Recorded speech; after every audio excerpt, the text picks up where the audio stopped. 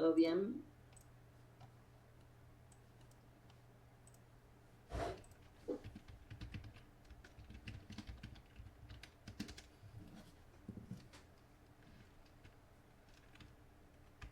Qué bueno.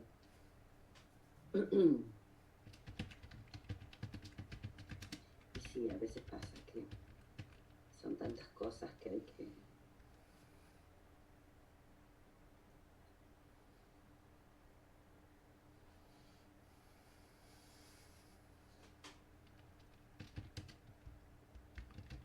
Bueno, me alegra. Sí, porque están súper atorados con parciales de todas las materias. Esta época es crítica, entonces, bueno, es complicado. Pero bueno, hay que tener paciencia y darle, seguir, no bajar los brazos. Ya falta poco, falta menos. Nos quedan, no sé, 4 o 5 semanas y ya estamos. Ya terminamos. Sí, mala noticia. No, no le voy a dar mala noticia. Pues ya le dije que...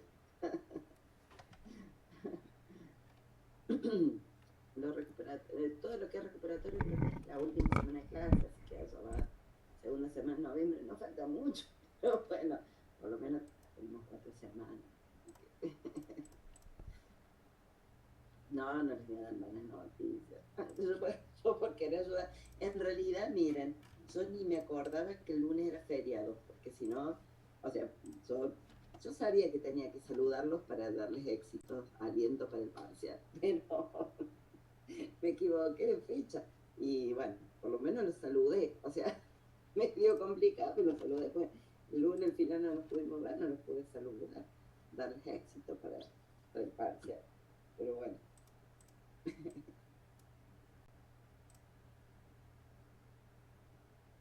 Es el parcial 4, el recuperatorio es como un parcial 4, donde también van a tener seguramente algún punto de tratamiento de caracteres, como el parcial 2, ¿no? O sea, hacer un procesamiento elemento a elemento, ¿no? Porque son los dos grandes procesamientos, ¿no?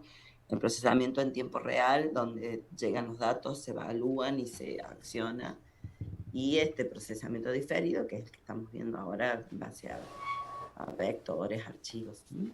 Entonces, en el recuperatorio sería una especie de cuarto parcial más un punto, un ejercicio del parcial 2. No, mala noticia, no. Estoy con resaca del Día de la Madre. No voy a hablar mucho.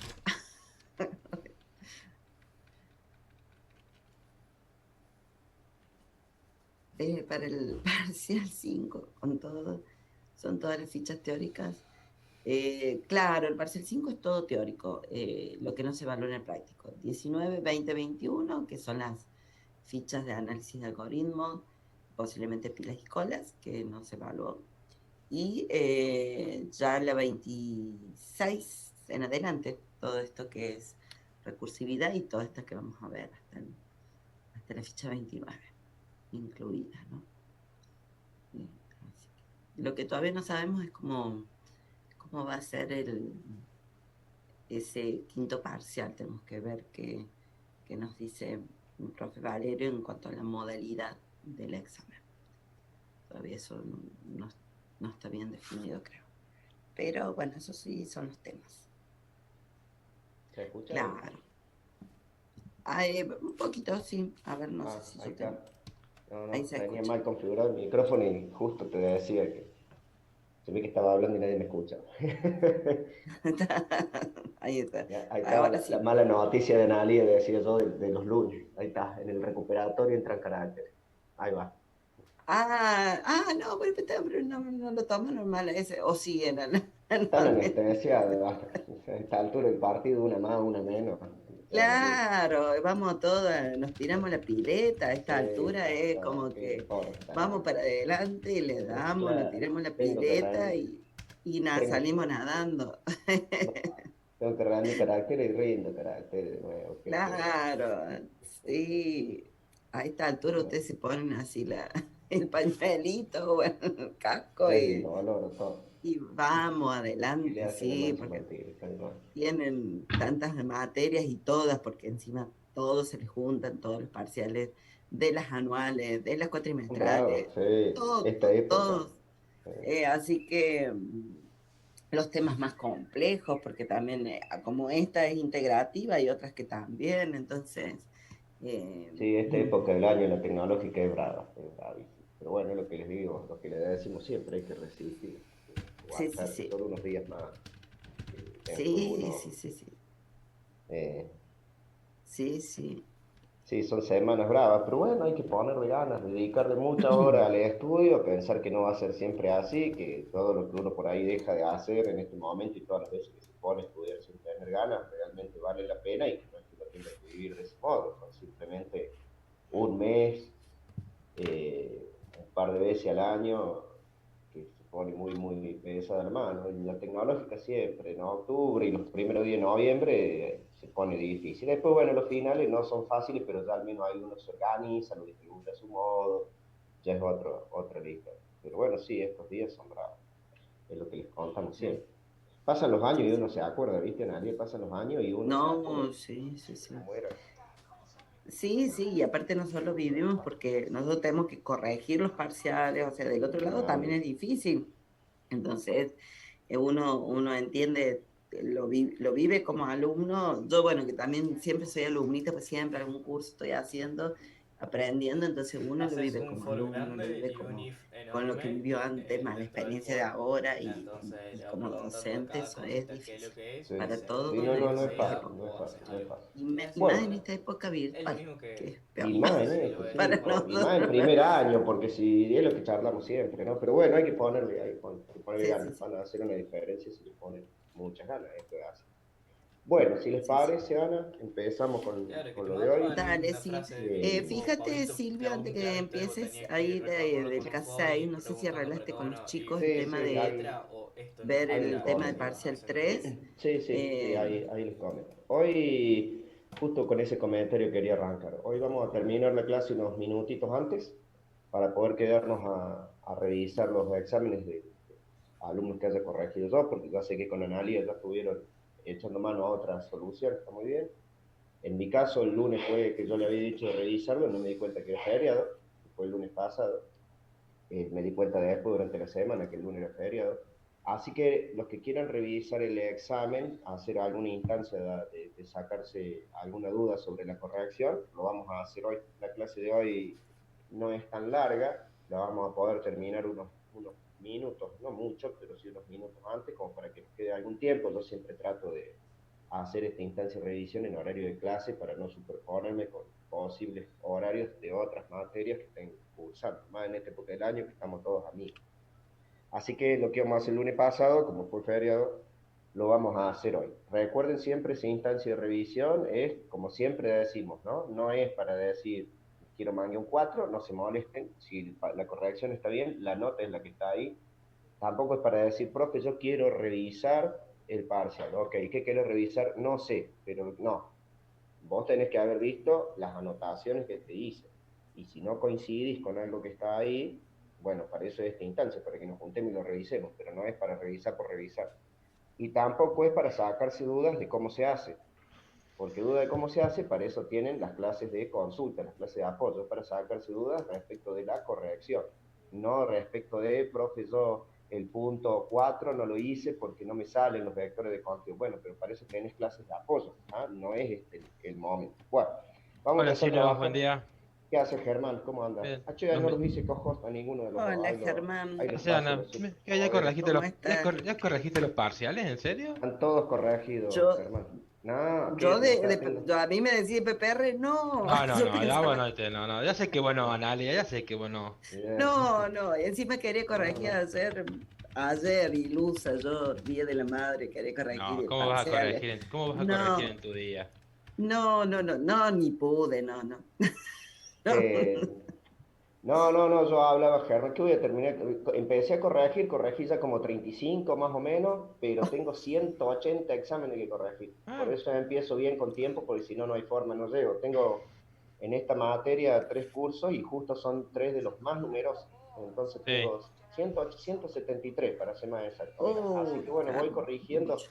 todos los días un poco, porque además no hay cerebro que aguante. Llega un momento que uno tiene, un momento en el día pero después corregí 30 exámenes, yo por lo menos ya no me da para seguir No, no. entendiendo lo que cada uno quiso hacer. Sí, Entonces sí. es un trabajo muy desgastante, Así que bueno, el fin de estuve trabajando el sábado, apenas terminamos con el examen, ya me corregí alguno, el domingo también, y todos los días voy sacando un poco, porque si no, no hay forma Sí, si no, no de loco. llegas.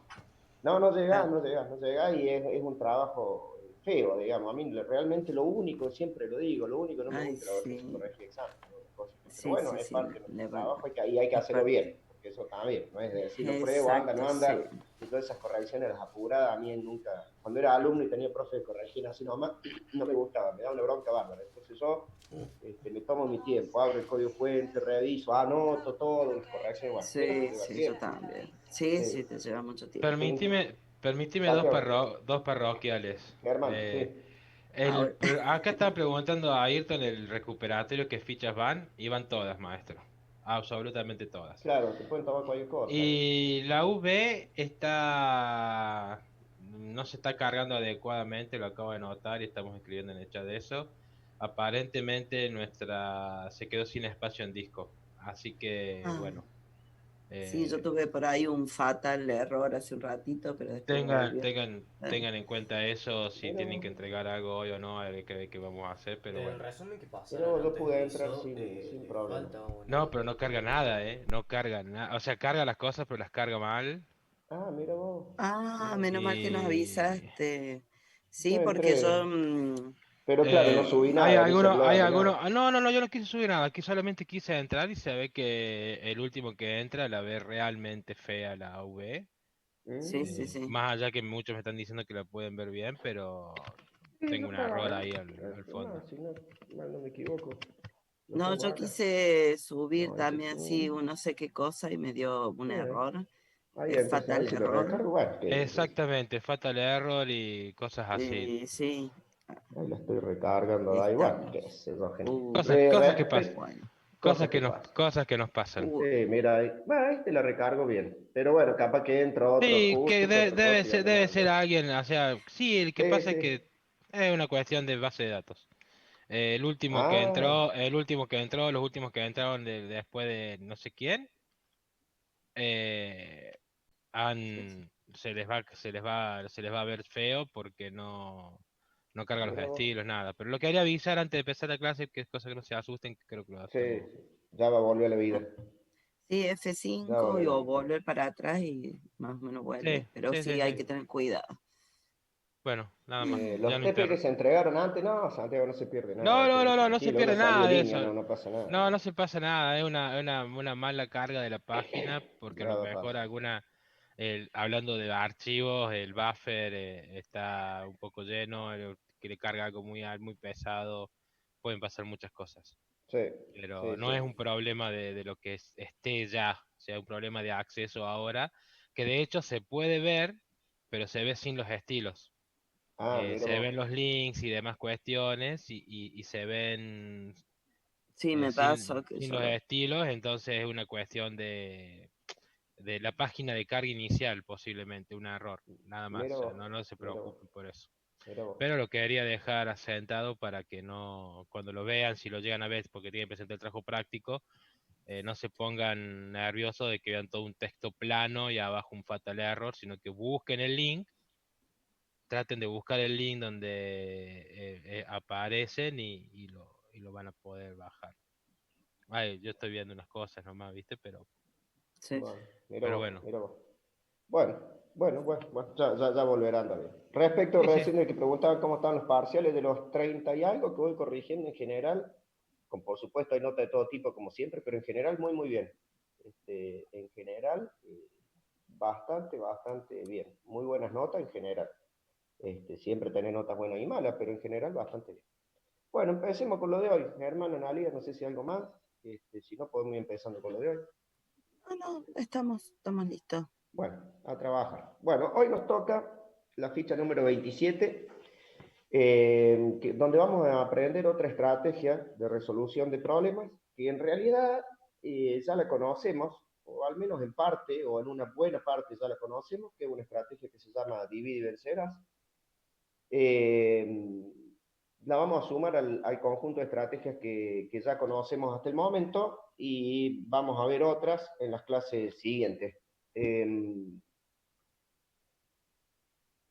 ¿Por qué vemos esta estrategia de resolución ahora y por qué les digo que en parte la conocemos? Bueno, en parte la conocemos porque hemos estado usando esa teoría sin decirlo en algunas funciones que hemos hecho, pero para terminar de redondear bien el concepto necesitamos de la herramienta que nos da la recursividad. Como recursividad, lo vimos la clase pasada, era un buen momento entonces para terminar de cerrar ese tema y aprender una estrategia de resolución nueva. Nosotros venimos trabajando, estas son las estrategias de resolución que vamos a ir viendo para resolver problemas a lo largo de nuestra materia. Estrategias de resolución son qué forma de encarar un problema podemos tener. Resulta que hay algunos problemas bastante estándares que pueden encararse de alguna manera ya predefinida. ¿Ah? Eso nos lleva a implementar una estrategia u otro tipo de estrategia en una situación u otra. Por ejemplo, todo lo que se basa, en la clase siguiente vamos a ir hablando de esto y lo vamos a definir un poquito mejor, pero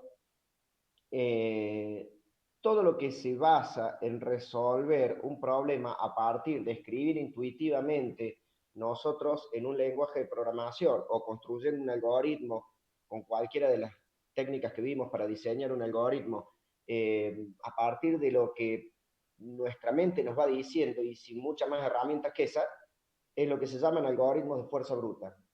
Es probar alguna solución, hacerle retoques, probar otra.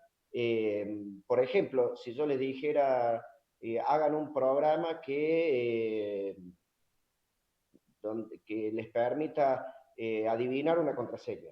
Y lo primero que se nos va a venir a nuestra mente es, bueno, voy probando una contraseña, pruebo una contraseña, pregunto si es esa, si no es esa, genero otra, pregunto, si no es esa, genero otra, pregunto, como cuando jugamos al número secreto, ¿se acuerdan? La computadora generaba un número y nosotros teníamos que hacer un programa que nos permita cargar un número y probábamos, ¿es igual a ese? No, cargábamos otro, ¿es igual a ese? No, cargábamos otro, ¿es igual a ese? No, y así hasta que le adivinábamos. Esos son algoritmos de fuerza bruta. Y en general todas las funciones que hemos estado escribiendo hasta ahora, que se basan muy fuertemente en la intuición del programador, en la forma en que creemos que hay que solucionarlo y diseñamos un algoritmo y luego lo transformamos en un programa basándonos principalmente en eso, en nuestra propia estructura lógica sin muchas más herramientas, son los que se llama algoritmos de fuerza bruta. Son los que más hemos utilizado a lo largo del año. Después vimos la recursividad en la clase pasada, donde ya no era tan intuitiva la cosa y donde se podía alcanzar alguna solución a partir de que una función se llame a sí misma. Y ahí aprendimos todo lo que era el uso del stack, como Python en nuestro caso, pero en general todos los lenguajes de programación, al menos todo lo que yo conozco, utilizan ese stack para poder hacer el regreso a una función cuando una función llama a otra.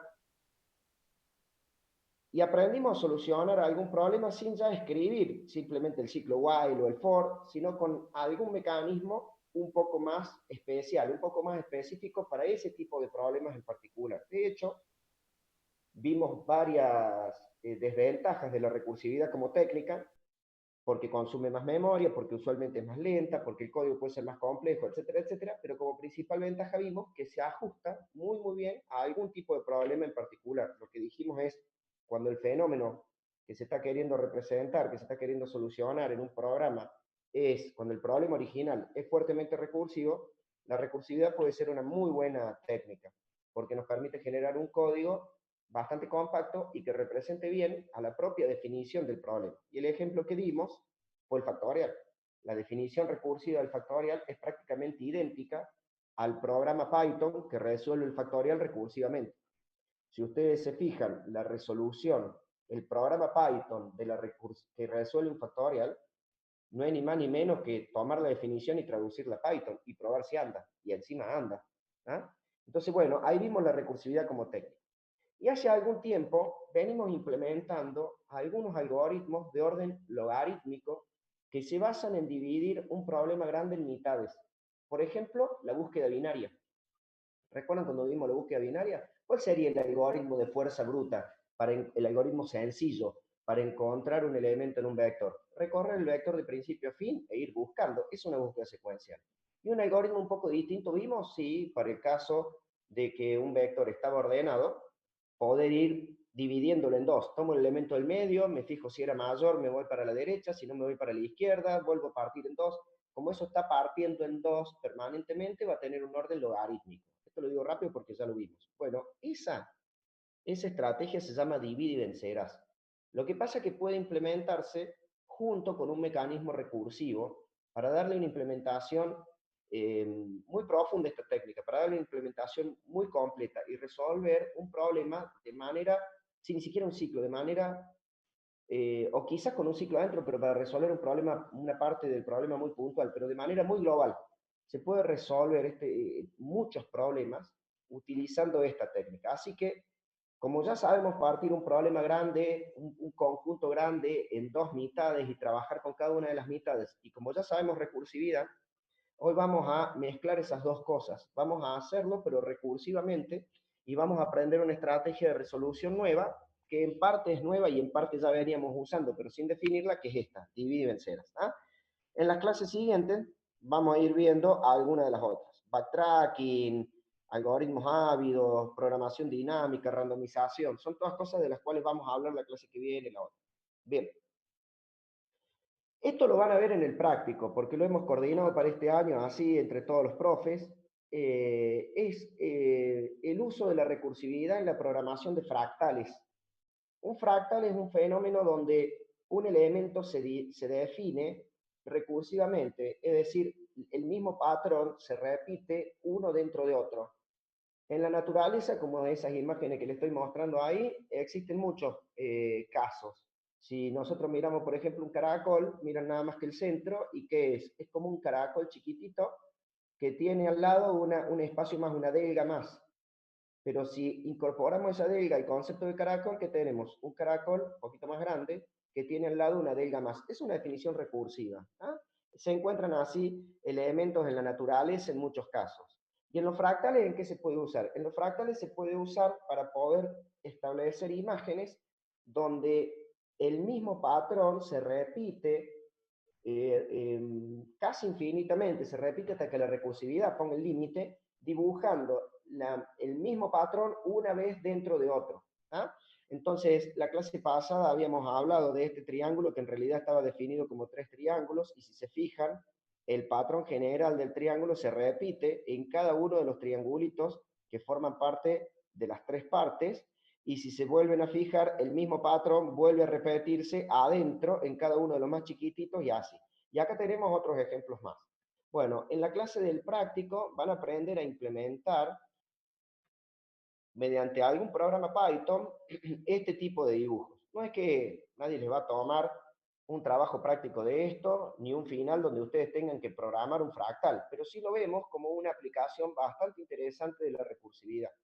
¿Se acuerdan la clase pasada? Bueno, no sé si tuvieron clase conmigo y con Analia o si se redirigieron a otros cursos, pero donde lo hayan hecho, han hablado de lo que es la recursividad en preorden, en posorden y en orden central. Bueno, en la clase del práctico, cuando prueben esta recursividad en preorden, posorden y orden central, van a ver cómo estos dibujos varían fuertemente de acuerdo a cómo se implemente la recursividad. Incluso van a hacer experimentos del tipo, ¿qué pasa si a esta llamada recursiva la hago y a esta no? ¿Qué pasa si llamo dos veces? Y van a ver cómo el patrón cambia totalmente. Por eso lo vemos, porque es una manera de ver el reflejo de la recursividad, de qué está haciendo un programa recursivo por dentro a partir de un patrón gráfico.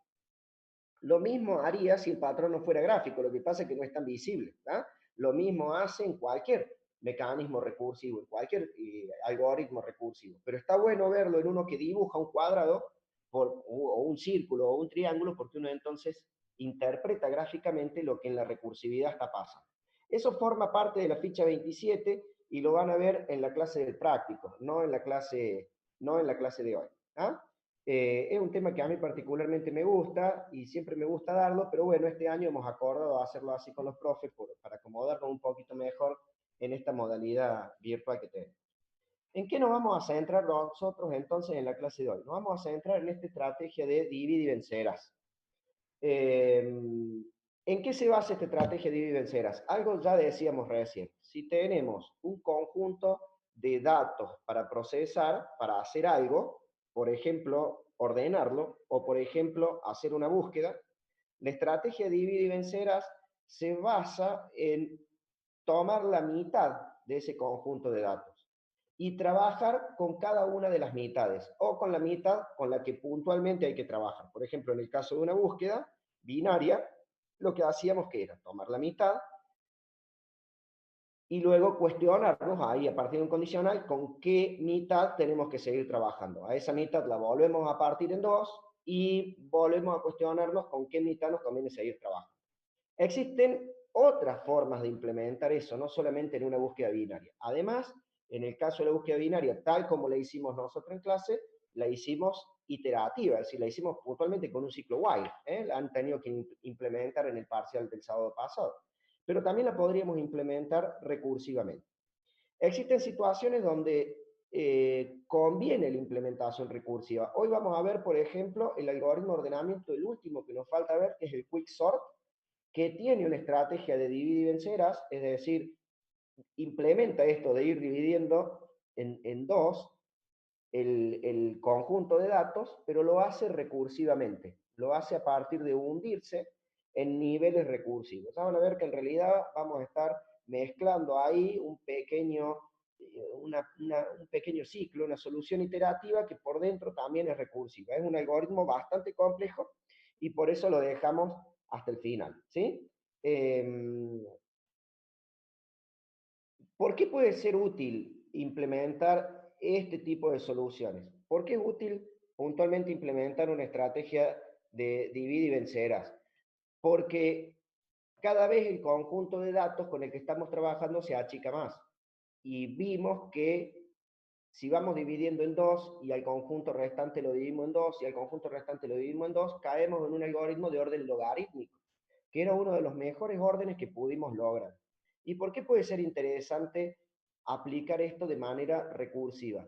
Porque en algunas situaciones como las que vamos a ver hoy, la recursividad nos da un muy buen poder de expresión de lo que el algoritmo quiere hacer y nos lleva a hacer un código muy compacto y fácil de leer, un código que expresa muy bien la propia definición del algoritmo que estamos queriendo implementar.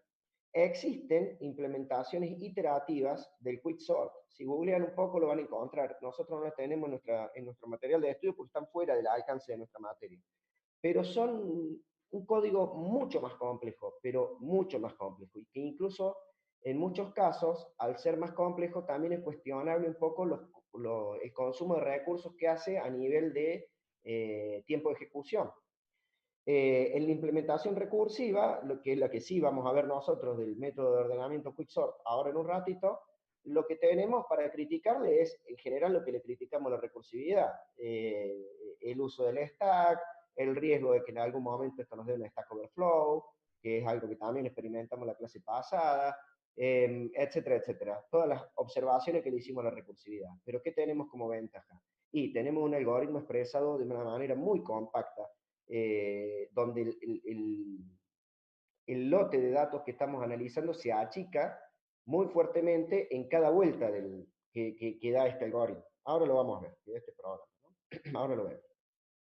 Bueno, repasando un poquito como para meternos en esta estrategia de divide y vencerás y puntualmente hacer una implementación del algoritmo de quicksort.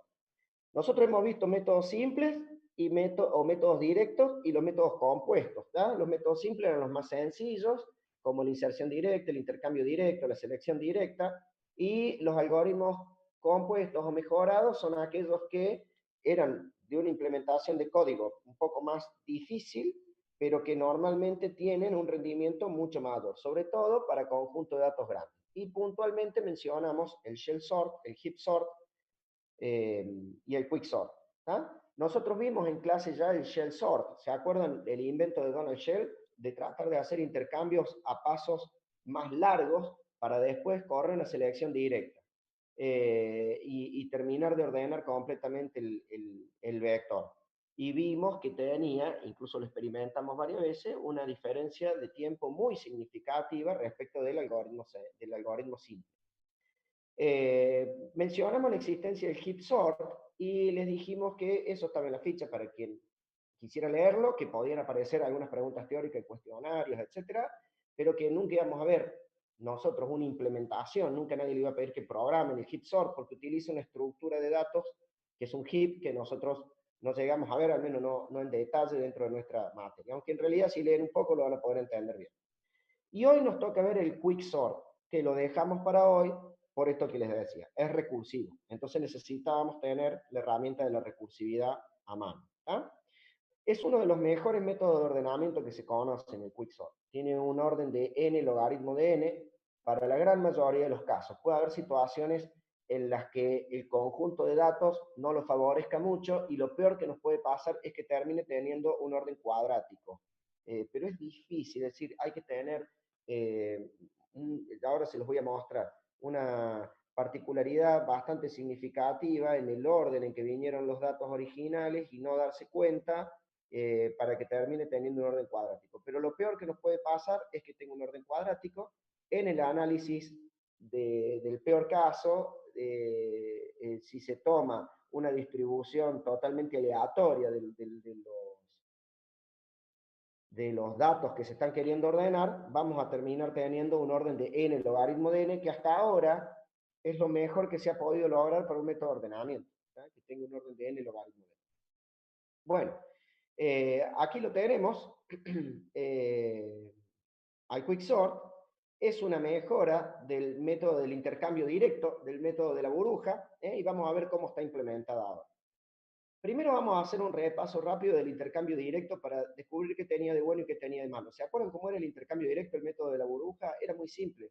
Cada pasada lo que hacía era comparar el elemento con el del lado, y si estaba desordenado los daba vuelta. Por ejemplo, acá decía, si yo quiero ordenar de menor a mayor, ¿no? Acá, ¿qué decía el método de la burbuja? El 7 mayor al 3, como le da que sí, está desordenado, podría estar después, los cambia, los da vuelta. El 3 viene para acá y el 7 para acá. Después va a decir el 7 mayor al 5, como le da que sí, los da vuelta, y después va a decir el 7 mayor al 2, como le da que sí, los da vuelta, los intercambia. Entonces, ¿qué pasó? El 7 quedó acá, y el resto que ya está en su lugar, ya está ordenado, y el resto del vector quedó en este estado de tanto dar vuelta el 7 del lugar. Entonces, ¿qué va a hacer ahora? Miren, ahora va a decir, el 3 es más grande que el 5, como le da que sí, los intercambia. Perdón, dijo mal. ¿El 3 es más grande que el 5? No, el 3 no es más grande que el 5. Entonces no les hace nada, no los cambia de lugar. Y ahora va a decir, ¿el 5 es más grande que el 2? Sí, el 5 es más grande que el 2. Ahora sí, como le da que sí, los da vuelta. Y va a haber intercambiado el 5 con el 2. Y entonces nuestro vector empieza a tomar esta forma. Y finalmente va a ser lo mismo entre el 3 y el 2. Como el 3 es más grande que el 2, lo va a dar vuelta. Es fácil verlo en un vector chiquito, pero si el vector fuese muy grande, estaríamos intercambiando elementos muchísimas veces. Y esto es lo que hace que este algoritmo tenga siempre un orden cuadrático, porque va a recorrer el vector una vez realizando intercambios y luego va a realizar n pasadas. Esto nos da una longitud total de n por n, que eso es n al cuadrado. Eso lo estudiamos hace mucho cuando vimos los métodos de ordenamiento simple. ¿En qué consiste el quicksort? En darse cuenta de lo siguiente, fíjense, algunos elementos se ordenan muy rápido. Fíjense en esto, imagínense que un vector grande, pero lo veamos sobre un vector chiquitito para que nos alcancen los ojos y lo podamos ver todos juntos, ¿no? Pero imagínense que un vector muy grande, fíjense el 7, como en una sola pasada de este método de ordenamiento, el 7 ocupó su lugar definitivo. Fíjense, en una sola pasada ya está donde tiene que estar. Pero fíjense cuántas pasadas nos tocó ordenar el 2. En esta pasada lo movimos, lo cambiamos de lugar, así que nos costó tiempo de procesamiento, pero no quedó ordenado. Acá lo movimos, lo volvimos a cambiar de lugar, con lo cual nos volvió a costar tiempo de procesamiento, pero no quedó ordenado. Y recién en esta pasada, en la última, quedó ordenado. ¿Qué está ocurriendo acá? Que hay elementos que se ordenan muy rápidamente y elementos que no. hay elementos que son, dice, muy livianos, y eso se ordenan muy rápidamente, y hay elementos que le podemos llamar elementos muy pesados, que cuestan mucho ordenarlos y hacer que ocupen su lugar definitivo. Desde el punto de vista del ordenamiento, nos costó mucho más tiempo de procesamiento llegar a ordenar el 2 que llegar a ordenar el 7. ¿Lo visualizan esto? Si pudiéramos hacer algunos cambios a una distancia más larga, seguramente el 2 hubiera quedado más cerquita de su lugar definitivo y hubiera podido ser ordenado más rápido. Un planteo similar al de shell sort. En el shell sort también, en definitiva, lo que se busca era eso, hacer intercambios a distancias más largas y de esa manera que los elementos quedaran más cerquita de su lugar definitivo y que cuando se corre un método simple el ordenamiento ocurra muy rápido. Bueno, imagínense lo siguiente, si el 2, en vez de estar acá al último, hubiera estado acá al principio, al haber intercambiado el 7 con el 2 hubiera ocupado su lugar definitivo, de puro accidente nomás. Eso significa que el elemento esté más cerca de su lugar definitivo. Bueno, eso es lo que hace el quicksort, con una técnica totalmente distinta a la del shell. Aquí no hay H, no hay distancias H, hay otra técnica diferente, pero en definitiva, ese es el objetivo que se persigue.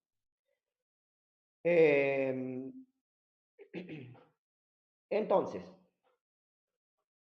¿qué pasos va a seguir? Y ahora primero se los cuento así teóricamente, y después lo vamos a ver sobre el algoritmo en ejecución. ¿Qué pasos va a seguir este algoritmo del shell sort? Lo primero que va a hacer es recorrer el vector desde ambos extremos. Es decir, vamos a tener dos referencias, una al principio y una al final. Después vamos a elegir un elemento pivot. La primera técnica que vamos a elegir para tomar el elemento pivot, un pivot viene a ser como una especie de elemento eje, ¿no es cierto? Como una especie de elemento de referencia. Ese eje, ese pivot, lo vamos a elegir hoy con dos técnicas distintas. Pero la primera que vamos a ver, la más sencilla, que consiste en este caso en elegir el elemento del medio. No es la única técnica que existe para elegir un pivot en el caso del quicksort. Nosotros vamos a ver esta y una segunda técnica que se llama mediana de 3 sobre el final de la clase. Pero primero vamos a ver esta. Vamos a tomar el elemento del medio como el elemento pivot. Y luego, ¿qué vamos a hacer? Luego vamos a recorrer el vector de izquierda a derecha buscando un elemento que sea mayor al pivot, porque lo vamos a tratar de pasar para el otro lado. Y vamos a tratar de recorrer el vector de derecha a izquierda buscando un elemento que sea menor que el pivot, porque lo vamos a tratar de pasar para el otro lado. Cuando ambos recorridos, noten que esto ya nos da la idea de usar dos ciclos o algo así, cuando ambos recorridos se hayan detenido, el que va de izquierda a derecha porque encontró un elemento más grande que el pivot, ahí frena, y luego lanza el que va de derecha a izquierda buscando un elemento mayor que el pivot. Cuando ambos se frenen, lo que vamos a hacer es intercambiar esos dos elementos de lugar, y sin duda va a ser un intercambio a una distancia larga, sobre todo si se trata de un vector de gran tamaño. Inmediatamente después vamos a avanzar en cada una de las referencias y vamos a repetir este proceso. ¿Hasta cuándo? Hasta que las referencias se crucen. Cuando las referencias se crucen, eso va a ser una pasada de este método. ¿Qué va a ocurrir ahí? Fíjense lo siguiente. Si yo tomo ahora se los muestro con un gráfico y demás, pero primero tratemos de imaginarlo. Si yo tomo un elemento pivot y con alguna lógica voy pasando para la derecha todo lo que sean más grandes del pivot y para la izquierda todo lo que sean más chiquito, en el punto en que ambas referencias se cruzan, no cabe ninguna duda que ahí donde se cruzaron, todo lo que están a la derecha son más grandes y todo lo que están a la izquierda son más chiquitos, porque yo lo fui moviendo. Entonces fíjense cómo hay elementos que no van a estar en su lugar definitivo, no van a estar ordenados todavía, pero sí van a estar muy cerquita de donde deberían estar, o al menos mucho más cerca que antes. ¿Por qué? Porque al menos van a estar en la mitad en la que deberían estar. Si yo logro encontrar un punto del vector donde digo, a la derecha de este punto son todos más grandes, y a la izquierda de este punto son todos más chiquitos, ya sé que entre esas dos mitades no voy a tener que hacer intercambios. Y acá viene lo interesante. Entonces, si dentro de esas dos mitades no tengo que hacer intercambio, podría ordenar cada una de esas mitades individualmente, por separado, porque yo ya sé que no le voy a tener que cambiar elementos entre sí. Entonces, ¿qué ocurre? Cada mitad es mucho más chiquita y entonces ahora el método que implemente va a ser más rápido porque va a estar trabajando con una cantidad de elementos menor. ¿Y qué método podríamos implementar? Y acá viene la cuestión recursiva de este método. ¿Qué tal si hago exactamente lo mismo con cada mitad? Si me fue tan bien, ¿por qué no puedo seguir dividiendo cada mitad en dos, haciendo exactamente lo mismo que hice recién? Es decir, tomo una de las mitades y pienso, me imagino de alguna manera, que ese es todo el vector. Y vuelvo a hacer lo mismo, la vuelvo a partir en dos con esa técnica que dijimos. Pasando lo más grande para un lado, elijo un pivot, paso lo más grande para un lado, lo más chiquito para el otro. Me van a volver a quedar dos mitades. ¿Y qué tal si puedo volver a partir esa mitad de mitad en otra mitad? Y así, y así, y así. ¿Saben lo que va a ocurrir? Lo que va a ocurrir es que cuando lleguemos a tener mitades de tamaño 1, el vector va a estar ordenado. ¿Por qué? Porque ya no las voy a poder mover. Es decir, cada vez que yo alcance una mitad de tamaño de un elemento, ese no tiene posibilidad de ser intercambiado. Entonces está en su lugar definitivo. Ese es el algoritmo de Quicksort. Implementa algún ciclo para mover las referencias, pero luego, al momento de partir en mitades, implementa un mecanismo recursivo. Y esa técnica de partir en dos y trabajar con la mitad, partir en dos y trabajar con la mitad, partir en dos y trabajar con la mitad, independientemente de que se haga con un ciclo, es decir, de manera iterativa, o que se haga de manera recursiva, independientemente de eso, esa estrategia se llama divide y vencerás. Y es el eje central de este algoritmo de ordenamiento, del Quicksort, de este algoritmo de ordenamiento que vamos a implementar. ¿Está? Vamos a estudiarlo un poquito más con una gráfica. Miren, acá van a entender un poco mejor lo que hace. Vamos a ir dibujando un poco cuál sería el intercambio de elementos. Después lo vamos a ver andando también. Se los voy a mostrar andando hoy con Python Tutor, porque lo estuve probando ayer y hasta la gráfica del vector me gusta cómo queda. Pero primero vamos a verlo acá, al menos rápidamente. Por ejemplo, imagínense este caso. Yo podría partir con una referencia a la izquierda y decir, tengo un subíndice acá, es decir, a un subíndice i, por ejemplo, le doy el valor 0. Y podría partir con una referencia a la derecha y decir, tengo un subíndice acá. Hay un índice, no sé, le llamemos j, le doy el valor 6. Entonces tengo el vector como apuntado desde ambos lados. Yo puedo mover un índice o el otro. Son subíndices fáciles de encontrar, porque este es sub 0 y este es sub length menos 1. Así que son fáciles de encontrar. Con esta técnica de cálculo del pivot, ¿cuál sería el pivot? Y calculo el elemento central, 0 más 6, 6, dividido 2, 3. Con lo cual, el elemento central es el 7. Y este es nuestro valor pivot. Quiero hacer notar algo. Que nosotros digamos que el 7 es el valor pivot, significa que comparamos contra el valor 7, no necesariamente contra la posición, contra el casillero, porque en este caso, en este ejemplo en particular, las referencias van a cruzarse aquí, cerca del 7, pero eso no quiere decir que siempre tengan que cruzarse cerca del 7. Podrían ocurrir situaciones donde se cruzan mucho más lejos. Lo importante es que nosotros vamos a ir comparando y haciendo saltos contra el número 7. Eso es lo que vamos a hacer. Piensen en el algoritmo ahora, miren lo que hace. ¿Qué va a hacer? Primero el recorrido izquierdo, el ciclo while que recorre la izquierda. Imaginémoslo por ahora como un ciclo while, aunque en realidad va a terminar siendo un ciclo while, pero lo podríamos implementar de diferentes formas, ¿no? Pero pensémoslo como un ciclo. Va a preguntar, ¿el 5 es menor al 7, que es el elemento pivot? Compara este que está apuntando con este. Hace esta comparación. ¿El 5 es menor al 7? Sí. Como le dice que sí, avanza. Y se mueve 1. Y viene acá. Va a decir, el 8, hace esta comparación ahora. ¿El 8 es menor al 7? No, no es menor al 7. Entonces voy a detener mi recorrido acá, porque el 8 debería estar de aquel lado. Listo, stop. Me paro ahí. Ahora empieza el otro recorrido. Y el otro recorrido va a decir, el 2 es más grande que el 7, porque si le dijera que sí, tiene que seguir avanzando, no me importa, estaría bien. Resulta que no. El 2 no es más grande que el 7. Stop, se detiene ahí. El 2 debería estar de aquel lado del 7, no puede estar de este lado.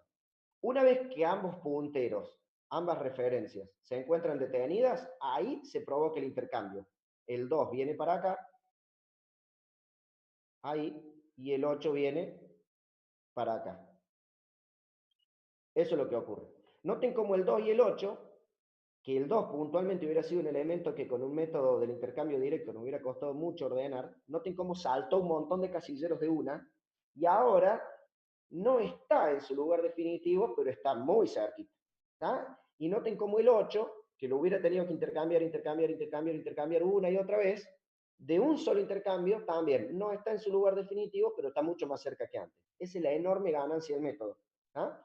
Bien, ¿qué hacemos inmediatamente después? Después del intercambio se avanza en 1 la referencia izquierda y también se avanza en 1 la referencia derecha. Solo que avanzar en 1 la referencia derecha implica restarle 1, porque esa viene de atrás para adelante, ¿no? Pero desde el punto de vista de mover la referencia es un avance. Se avanza en 1 una referencia y se avanza en 2 la otra referencia. Y vuelve a arrancar esta cuestión. Vuelve a arrancar y dice, ¿el 3 es más grande que el 7? No, listo, sigo. En realidad está preguntando por menor ahí. Después va a decir, déjenme ver el código, no me acuerdo si cuando lo habíamos hecho por menor o por menor igual. Se puede hacer de cualquier forma. Lo que pasa es que lo quiero comentar acá de la misma forma para que después cuando veamos el algoritmo todo nos coincide. Por menor son. Ahí está. Aunque lo podríamos haber programado de diferentes maneras, pero quiero contárselos igual para que después todo nos coincida y sea fácil de entender. Va a preguntar, ¿el 3 es más grande que el 7? No, el 3 no es más grande que el 7. Ok, avanzo. En realidad lo que pregunta es, según cómo está hecho el algoritmo, el 3 es menor, déjenme de nuevo verificar esto, es menor, pregunta solo por menor. Bien, entonces vamos a decir, el 3 es menor al 7, sí, como es menor al 7, avanzo. Así sería tal cual como está programado. Desde luego que se puede hacer por la pregunta negativa o incluyendo el igual. Son pequeñas variantes del mismo método. Yo se los quiero contar idéntico, insisto, para que después cuando veamos el código nos resulte muy familiar. ¿El 3 es más chiquito que el 7? Sí, avanzo. ¿El 7 es más chiquito que el 7? No, me quedo acá. Porque el 7 no debería estar ahí. Y ustedes pueden decir, bueno, el elemento pivot, no importa, el algoritmo hace siempre lo mismo. ¿Qué va a ocurrir de este lado? ¿El 9 es más grande que el 7? Sí, el 9 es más grande que el 7. Está bien donde está, entonces, avancemos. ¿El 6 es más grande que el 7? No, el 6 no es más grande que el 7. Se detiene. Y al detenerse, ¿qué va a ocurrir? Como los dos recorridos están detenidos, los cambia de lugar. El 6 va a venir para acá y el 7 va a venir para acá. Se cambian de lugar entre sí. E inmediatamente después, esta referencia se avanza, lo voy a dibujar grande para que lo noten, de este lado, y esta referencia se avanza de este lado. Entonces, ¿qué ocurrió ahí? Se cruzaron ambas referencias. Bueno, en el punto en el que ambas referencias se cruzan, que es acá, se ha encontrado ahí el punto medio del vector. ¿Qué significa encontrar el punto medio? No es el punto medio en posición, pero sí es el punto medio en valores. ¿Qué significa eso? Significa que todos los elementos que están a la derecha de ese, perdón, a la izquierda de ese punto medio son más chiquitos. Y que todos los elementos que están a la derecha de ese punto medio son más grandes. Y fíjense que se cumple. 5, 2, 3, 6, no están ordenados, pero son todos más chiquitos que estos, todos. Y 7, 9, 8, tampoco está ordenado, pero son todos más grandes que estos. Quiere decir que si yo he seguido esta técnica que estamos implementando, ya no voy a tener, si yo corriera un método simple ahora, ya no voy a tener que hacer nunca un intercambio entre esta parte y esta parte. Ambas mitades son totalmente independientes una de la otra. Ningún elemento va a saltar de acá para acá, ni de acá para acá. ¿Tá? No van a ir al revés uno del otro. ¿Y eso qué implica? Eso implica algo muy interesante. Yo podría ahora tomar un algoritmo que ordene nada más que esta mitad y otro algoritmo que ordene nada más que esta mitad. Individualmente, cada uno va a estar trabajando con una cantidad de elementos menor que el total, porque trabajan con una parte. Entonces, individualmente, cada uno va a ser más rápido. ¿Sí? Claro, en conjunto van a seguir sumando una cantidad grande de elementos, pero ya vamos a ver cómo resolvemos eso. Lo interesante es que ahora yo podría ordenar este subvector, le llamemos así, este subvector, y sería mucho más rápido que ordenar todo, porque es más chiquito. Y lo mismo me pasaría con este. ¿Está? Bien. ¿Qué otro algoritmo entonces podría tomar para ordenar este subvector? ¿Y qué tal si tomamos el mismo? ¿Qué tal si hago lo mismo con cada mitad? Agarro y tomo esta mitad, lo voy a poner esta línea ahí, tomo esa mitad y hago lo mismo que hicimos recién. ¿Qué sería hacer lo mismo? Defino una referencia a la izquierda, es esta de acá, una referencia a la derecha, es esta de acá. Calculo el elemento pivot del elemento del medio, 0 más 3, 3, dividido 2, 1 y medio, tomando nada más que la parte entera, es 1. Entonces vamos a decir, bueno, ok, el elemento pivot es este de acá. Y ahora vamos con los intercambios, vamos a decir, ¿el 5 es más chiquito que el 2? No. Entonces este recorrido se detiene acá. ¿El 6 es más grande que el 2? Sí, avanza. ¿El 3 es más grande que el 2? Estamos acá, ¿no es cierto? Ahí. ¿El 3 es más grande que el 2? Sí, avanza. ¿El 2 es más grande que el 2? No. En ese punto se detiene. Y cuando ambos recorridos están detenidos, ¿qué hace? Los cambia de lugar. El 2 viene para acá y el 5 viene para acá. ¿Qué va a pasar ahora cuando avance esta referencia en 1 y esta referencia en 1? ¿Qué va a ocurrir? ¿Qué se cruzaron? El punto donde se cruza vuelve a notar otra partición. Fíjense lo que va a ocurrir ahora a nivel de estas dos particiones del conjunto de datos, estas dos particiones del vector. Se cumple que todos los elementos que están de este lado son más chiquitos que los que están de este, y que todos los elementos de este lado son más grandes que los que están de este otro lado. Nunca voy a tener ya necesidad de hacer un intercambio de un elemento a otro, de un subconjunto a otro. Y entonces cuando he alcanzado un elemento de tamaño 1, un recorrido de tamaño 1, como este que está acá, ese ya está en su lugar definitivo. Fíjense si hubiéramos aplicado el método de la burbuja clásico, la cantidad de intercambios que tendríamos que haber hecho para que el 2 llegue a su punto final. En este caso al 2 lo hemos intercambiado 2 veces y ya llegó a su lugar definitivo y además no lo vamos a volver a mover nunca más, porque ya nos dimos cuenta que esa partición quedó de tamaño 1, con lo cual no accedemos más a ella. ¿Qué propone el resto del algoritmo? Y propone lo que ya están adivinando. Tomemos esta mitad, la vayamos partiendo en 2, hagamos lo mismo, tomemos esta mitad, la partamos en 2, hagamos lo mismo, tomemos esta mitad, la partamos en 2, hagamos lo mismo, hasta que lleguemos a algún punto en donde todas las particiones sean tamaño 1, donde no quede ninguna partición que tenga un tamaño mayor a 1. En ese caso, en ese momento, el vector va a tomar una forma como esta, y vamos a decir, el vector está ordenado. ¿Tá? Eso es lo que hace el quicksort. A primera vista, parece bastante complejo, y en realidad lo es. Este algoritmo, ahora cuando lo veamos en código, por eso recién se los quería ir contando exactamente como el código estaba escrito, porque no es fácil de entender, este algoritmo tiene un ciclo para mover la referencia izquierda, otro ciclo para mover la referencia derecha. Puntualmente aquí lo hemos implementado con los ciclos while, aunque podría implementarse de otra forma también. Tiene un tercer ciclo para controlar el punto en que las referencias se cruzan, y para cuando se cruzan decir basta, llego hasta acá. Y a su vez, todo eso ocurre dentro de un mecanismo recursivo, doblemente recursivo, porque es recursivo para la mitad izquierda y es recursivo para la mitad derecha. Entonces, es un algoritmo que, desde el punto de vista del análisis, tiene una complejidad bastante elevada por todas las estructuras de control que intervienen acá. Pero en realidad, esa complejidad no hace que sea más lento. Al contrario, es el algoritmo, o está en el orden de n, el logaritmo de n, que es lo más rápido que hemos podido descubrir desde el origen de la ciencia de la computación hasta hoy para un algoritmo de ordenamiento. Es decir, hasta el momento no hemos podido inventar un algoritmo de propósitos generales que ande más rápido que n logaritmo de n.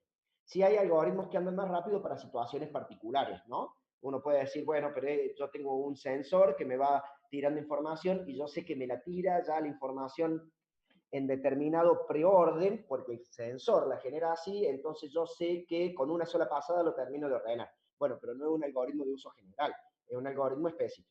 Lo que son algoritmos de propósitos generales, o sea que funcionarían para cualquier conjunto de datos, lo más rápido que hemos podido lograr es en el logaritmo de n. Fíjense cómo este algoritmo está en el orden de lo más rápido que hemos podido hacer, aunque tenga una complejidad técnica enorme. Tiene ciclos, es más, no tiene 3 ciclos, tiene llamados recursivos y aún así funciona muy, muy rápido. ¿Dónde está la velocidad? Y la ganancia está acá, en el intercambio lejano de elementos. Esa es la verdadera ganancia. ¿Ah? Bien.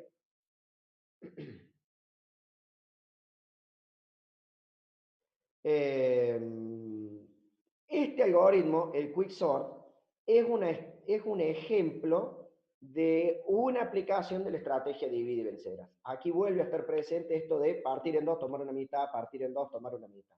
¿Está? La recursión no es un elemento excluyente, no es que cada vez que implemento una estrategia de divide y vencerás tiene que ser recursiva, pero es una muy buena herramienta para hacer este tipo de implementación.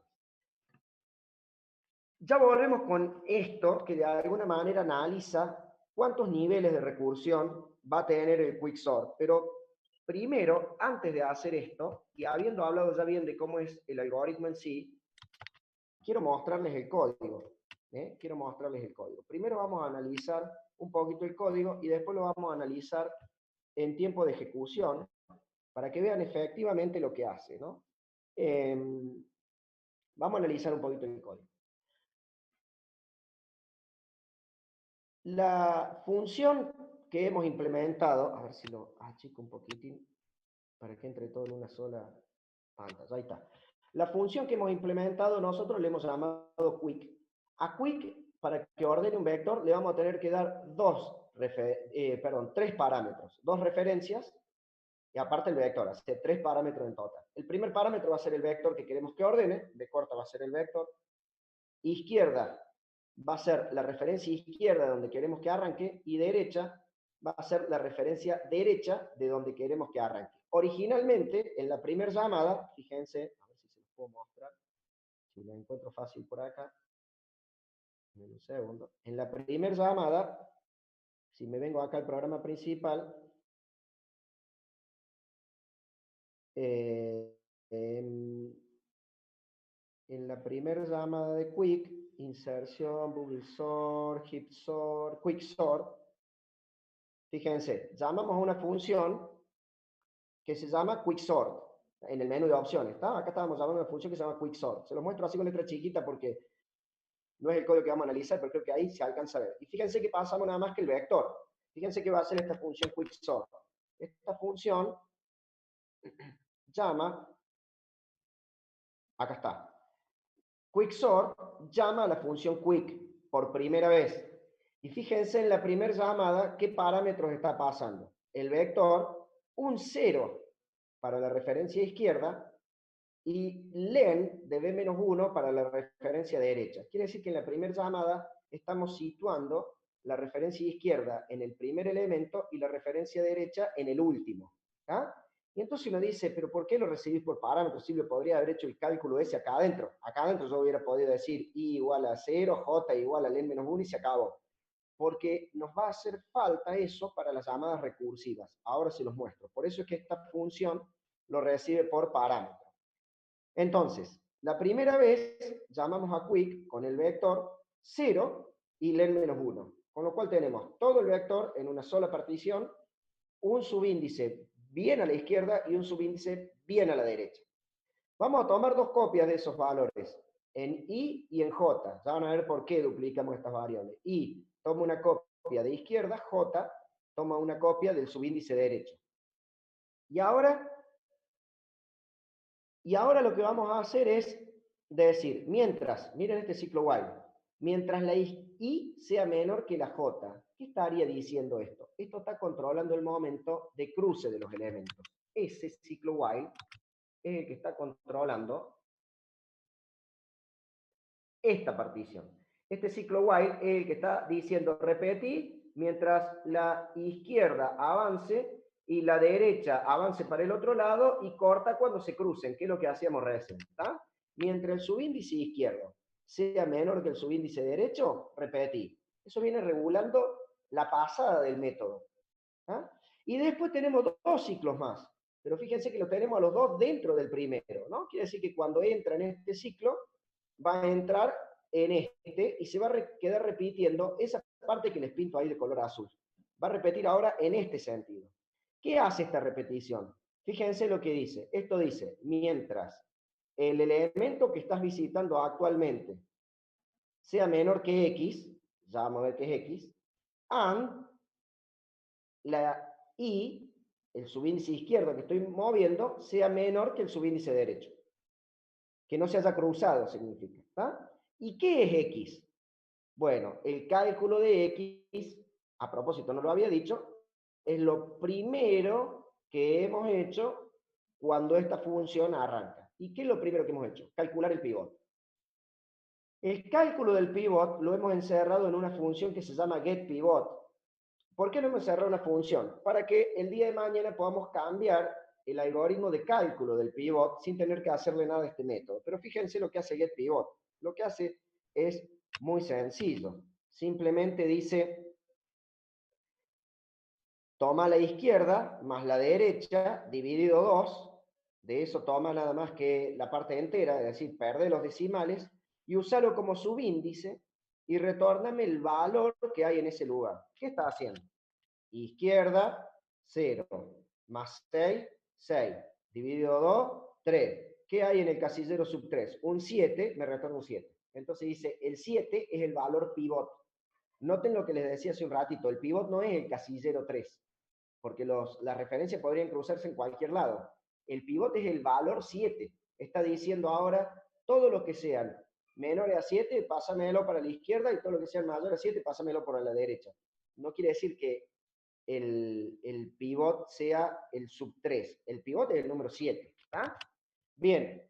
Entonces, ¿qué está haciendo este ciclo while? Si asumimos que S, un segundo, a ver si quiero poner que se pueda ver todo el código. Un minuto, tengo aquí, puedo moverlo de acá, pero tengo las pantallas del chat y todo encima. A ver. Ahí se ve todo el código. Si asumimos que X es el pivot y que lo obtenemos a partir de este cálculo, lo que estamos diciendo es, mientras el elemento que está sub i, el elemento que estamos visitando, sea menor que X, avanza, mueve la X, la Y un casillero. Eso es lo que hacíamos recién. ¿Para qué sirve este AND? Porque puede ocurrir que avance, avance, avance, avance, y en algún momento se cruce con la referencia derecha. Bueno, hay que cortar ahí, porque ya si se cruza con la referencia derecha no va a encontrar ningún elemento que sea menor, porque a partir de la derecha todos son mayores. Bien, mientras se cumpla avanza en 1. ¿Qué pasa cuando ya no se cumple? Cuando ya no se cumple, ahí queda en el valor último que haya alcanzado. ¿Y ahora qué hace? Entra a otro ciclo. Y fíjense que hace lo contrario, digamos, hace prácticamente lo mismo, pero al revés. ¿Qué va a hacer? Dice, mientras el elemento sub j sea mayor que x, avanza. Pero en el caso del subíndice derecho, avanzar, como decíamos recién, significa restarle 1, porque este viene retrocediendo. ¿Y esta condición del AND para qué sirve? Cuidado, podría ocurrir que decrementemos y decrementemos y decrementemos y decrementemos la J, y en algún punto nos crucemos ya con el subíndice izquierdo. Si ese es el caso, también hay que cortar, porque a partir del subíndice izquierdo, ningún elemento va a ser mayor que X, porque todos son menores, ya lo fuimos moviendo, ese es el elemento pivot. ¿Qué pasa cuando los dos ciclos terminan? Acá, ¿qué pasa cuando este bloque termina? Cuando este bloque termina, pueden ocurrir dos cosas. Una cosa es que la I y la J se hayan cruzado. En ese caso terminó porque se cruzaron.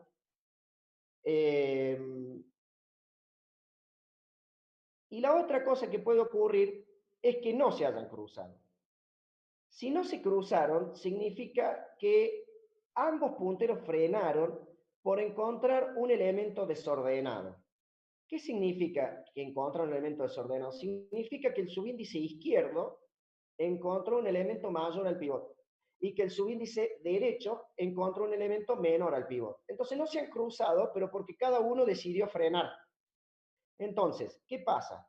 Si al terminar los dos ciclos igual, la I sigue siendo menor o igual a la J, aquí lo podrían haber hecho solo por menor, pero está bueno hacerlo por menor o igual para que se crucen, es un detalle muy menor. Si la I sigue siendo menor o igual a la J, significa no se cruzaron. ¿Qué vamos a hacer si no se cruzaron? Intercambiar los elementos del lugar. El que estaba en el casillero sub J viene al casillero sub I, y el que estaba en el casillero sub I viene al casillero sub J. E inmediatamente después incrementar en 1 la I e incrementar en 1 la J. Incrementar en 1 en el sentido de avanzarlo 1, pero tengamos en cuenta una vez más que avanzar 1 en el subíndice derecho significa restar matemáticamente porque se viene retrocediendo. Como sea, el puntero izquierdo avanzó y el puntero derecho también avanzó. Y luego el ciclo while. Dice, ¿se cruzaron o no se cruzaron? Si no se cruzaron, vuelve a hacer lo mismo. Avanza acá hasta que puedas detenerte o te cruces. Avanza acá hasta que puedas detenerte o te cruces. Si no se cruzaron, intercámbialos de lugar y mueve las referencias 1 para que vuelva a continuar. Si repito y repito y repito esto, en algún punto se van a cruzar. ¿Y qué va a pasar cuando se crucen? El ciclo while va a cortar.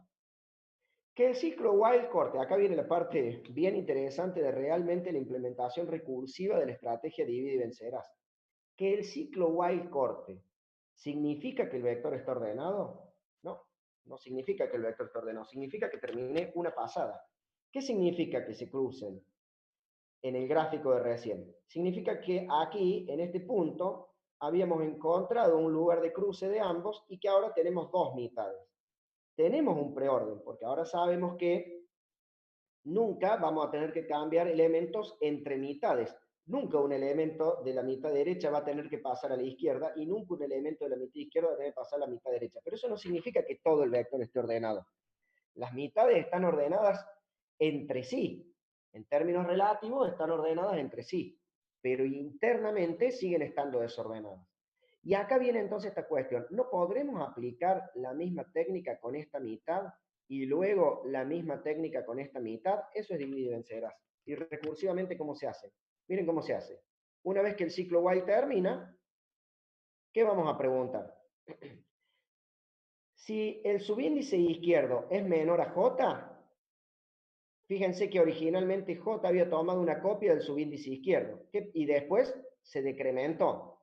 Si el subíndice izquierdo es menor a J, significa que lo he podido mover. Si lo he podido mover, significa que tengo una partición mayor a la unidad. Porque si la partición fuera la unidad, no hubiera podido moverlo.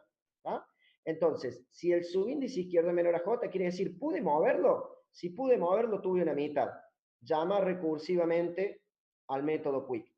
¿Y qué le das al método Quick para que trabaje, para delimitarle la mitad con la que tiene que trabajar? ¿Le pasas un pedazo del vector? No, no voy a tomar una copia del pedazo del vector. Eso sería muy malo en términos de rendimiento. Estaría usando un montón de espacio en memoria y después tendría que volver a compaginar las mitades. Miren lo que voy a hacer. Voy a pasarle todo el vector, pero le voy a decir, trabaja desde el subíndice izquierdo, trabaja desde el subíndice izquierdo hasta donde haya quedado J. Trabaja con ese pedazo del vector. ¿Tá? Como el subíndice izquierdo originalmente era una... como el subíndice izquierdo originalmente marcaba el límite izquierdo y J fue moviéndose desde la derecha, ¿qué va a ocurrir acá? El límite izquierdo originalmente era 0 y como a J lo pude mover y llegó hasta acá, tengo un segmento. ¿Ah? Tengo un segmento. Entonces, si J,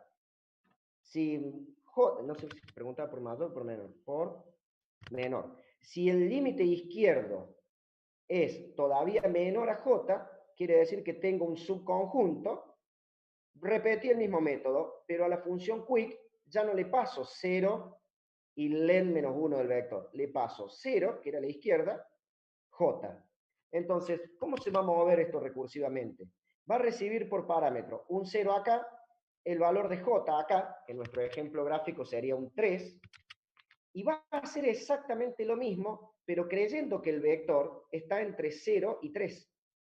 ¿Cómo va a hacer el cálculo del pivot? Y le va a decir, te doy el vector y calculame el pivot entre 0 y 3, y el pivot entre 0 y 3 le va a dar esto, 1, y sub 1 le da un 2, y va a decir, ahora mi límite izquierdo es este, mi límite derecho es este, y va a meterse en la misma lógica que vimos recién, pero con este pedacito solo. ¿Se entiende? ¿Qué pasa cuando todo este nivel recursivo termina? Cuando todo ese nivel recursivo termina, viene la otra pregunta.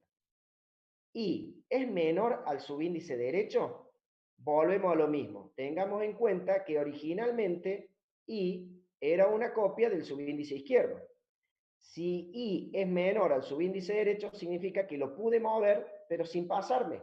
¿Ah? Lo pude mover y todavía no me pasé. ¿Qué significa eso? Significa, para nuestro ejemplo, el subíndice derecho, que era 6 originalmente, y que había llegado a 4 en el momento que cortó, están acá.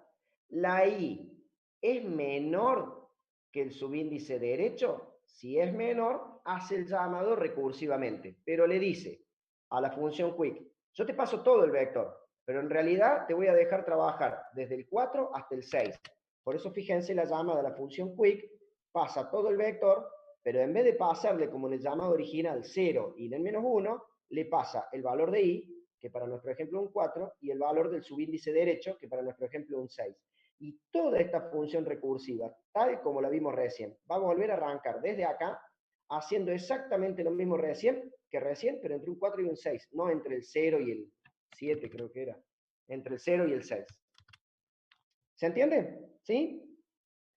Bueno, como les decía hace un rato, es un algoritmo bastante complejo, no es un algoritmo fácil de comprender, tampoco pretendemos que los alcances de nuestra materia lleguen a un entendimiento profundo de este tipo de algoritmos. Nadie le va a pedir que ustedes programen una solución de un problema que requiera 3 ciclos anidados, 2 metidos dentro del otro, y a su vez que esto sea con una doble recursión, que es lo que estamos haciendo acá. Pero sí nos interesa que entiendan cómo funciona, aunque sea que superficialmente nos demos cuenta dónde intercambian los valores, dónde cruzan las referencias y dónde están las llamadas recursivas. Y lo más importante es que nos demos cuenta dónde implementa la estrategia divide y vencerás. La estrategia divide y vencerás está implementada justamente acá, al hacer llamadas recursivas que le permiten ir trabajando con una parte de los elementos y no con todo. Y cada parte la vuelve a partir, y así sucesivamente. ¿Ah? ¿Cuántos niveles podrá alcanzar estas capas recursivas? ¿A cuánto podremos llegar? Partimos de un ejemplo que para que sea fácil de calcular, ¿y de qué orden será el algoritmo? Esta es otra cuestión también, ¿no?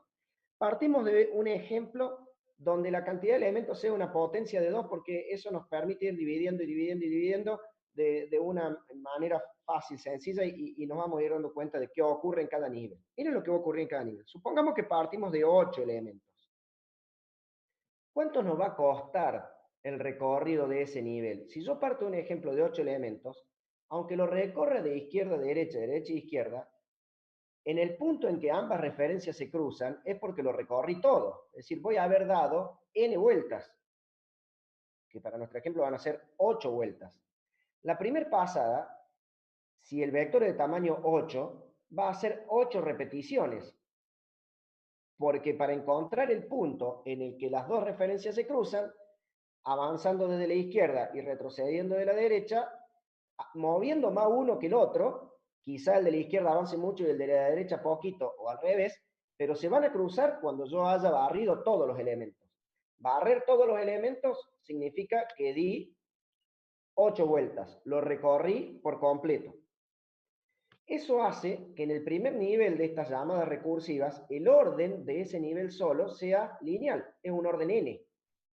Y uno podría decir, bueno, pero ahora en la llamada siguiente tengo un orden de la mitad. Y efectivamente, tengo un orden de la mitad, pero en cada una. ¿Qué va a pasar después cuando partimos el vector? Sean iguales las dos partes o no. Supongamos que son iguales como para simplificar el análisis, pero aunque no sean completamente iguales, pasa lo mismo. ¿Qué va a pasar si suponemos que el siguiente subvector tiene la mitad de elementos y yo vuelvo a partir con un subíndice izquierdo de un lado y un subíndice derecho del otro? Voy a recorrer, moveré más la izquierda que la derecha o más la derecha que la izquierda, pero en el punto en el que se cruzan voy a haber recorrido todo ese subvector. Si ese subvector tiene n sobre 2 elementos, yo voy a haber hecho n sobre 2 pasadas, con lo cual el orden de ese nivel individualmente, de ese recorrido individual, es n sobre 2. Pero ¿qué pasa? En el mismo nivel recursivo tengo también la llamada a la derecha. Yo hice aquí la llamada a la izquierda. Esa llamada será de un orden, realizará en su ciclo while que recorre las pasadas, en este, realizará n sobre 2 vueltas, pero no he terminado. Cuando termine, tengo que recorrer la mitad izquierda. Y si por una cuestión de simplicidad suponemos que la mitad izquierda también realiza n sobre 2 vueltas, cada una individualmente es de un orden n sobre 2, pero en total ambas vuelven a recorrer todo el vector. Lo hago primero con una mitad y lo hago después con la otra mitad. Con lo cual, en ese nivel del árbol recursivo, en este nivel de recursividad, en total vuelvo a tener un orden de n. Ya sea para recorrer esta mitad o para recorrer esta mitad, si yo sumo la cantidad de recorrido que tengo acá más la cantidad de recorrido que tengo acá, de nuevo he vuelto a recorrer todo el vector. En el nivel siguiente recursivo va a pasar lo mismo. Supongamos que el elemento pivot me llevó a partir exactamente en la mitad cada una de estas mitades. Si vuelvo a calcular la mitad de la mitad, con el mismo análisis, esta llamada recursiva a la izquierda va a realizar n sobre 4 pasadas, porque el subvector es cada vez más chiquito. Lo mismo va a pasar con el recorrido derecho. Lo mismo va a pasar con la izquierda de este nivel y con la derecha de este nivel. Esta sería la recursión derecha de la derecha, ¿tá? Y esta sería la recursión izquierda de la derecha. Bueno, sin enredarnos con los nombres, es fácil darse cuenta que a la larga, si yo emparejo todo ese nivel, lo mismo voy a estar recorriendo todos los elementos, con lo cual vuelvo a tener un orden lineal. Y luego, estas llamadas en rigor no llegan a hacerse porque el método arranca y termina, no llega a tener recorridos, pero fíjense que si ocurriera, volvería a tener un orden lineal. No da ninguna vuelta, pero incluso si la diera, cada nivel daría una sola vuelta del ciclo, porque no podría intercambiar nada. Y si yo sumara todas las vueltas de todos los niveles, volvería a tener 8 recorridos en total. Eso hace que, independientemente de en qué nivel de la recursión estemos, el orden de cada nivel es de orden n. Ahora, ¿cuántas veces voy a tener que hacer esto para garantizar que el vector quede totalmente ordenado? Para llegar a particiones de tamaño 1, voy a tener que hacer esto n veces. ¿Por qué? Porque si el vector es de tamaño 8 y yo lo voy partiendo en 2, y eso es un nivel, y ahí tengo un orden lineal, perdón, dije mal una cuestión. Para garantizar el ordenamiento, si yo lo voy partiendo en 2, ¿cuántas veces voy a tener que hacer esto? Si yo lo parto en 2 y a lo que queda lo parto en 2 y a lo que queda lo parto en 2, independientemente de que en cada vez la cantidad de recorrido sea n, ¿cuántas veces lo voy a poder partir en 2? Eso es el logaritmo en base 2 de n. ¿Ah? Quiere decir que respecto de cuántas particiones puedo hacer, voy a tener un orden logarítmico.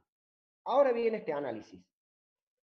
Si yo puedo partir logaritmo en base 2 de n veces, quiere decir que voy a hacer esto logaritmo en base 2 de n. Y a su vez, a cada recorrido lo voy a hacer n veces.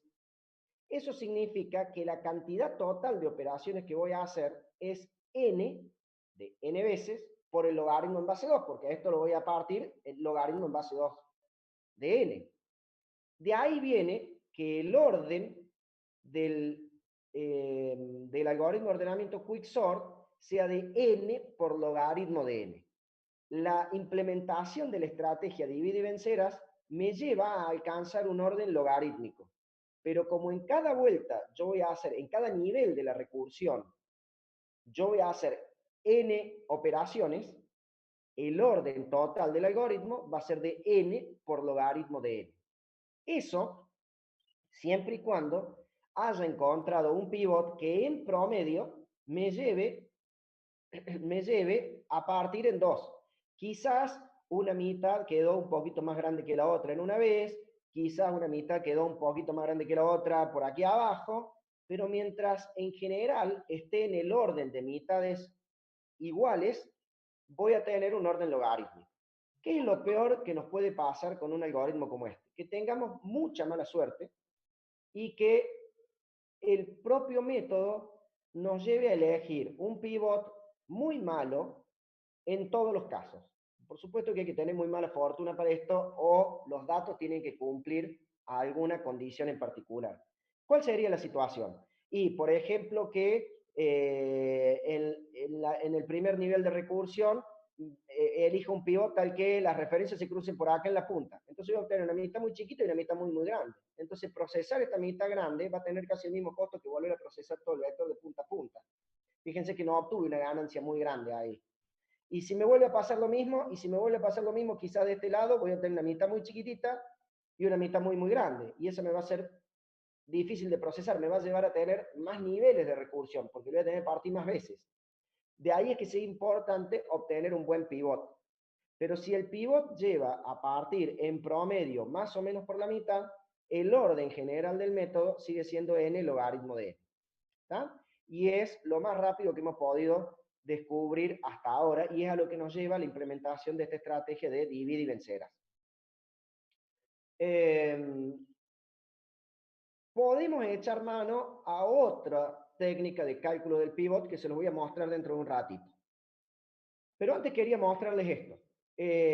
¿Cuál es la estrategia general entonces de un divide y vencerás recursivo? De un divide y vencerás recursivo. El dibujo general o la forma general, el esquema general vendría a ser este.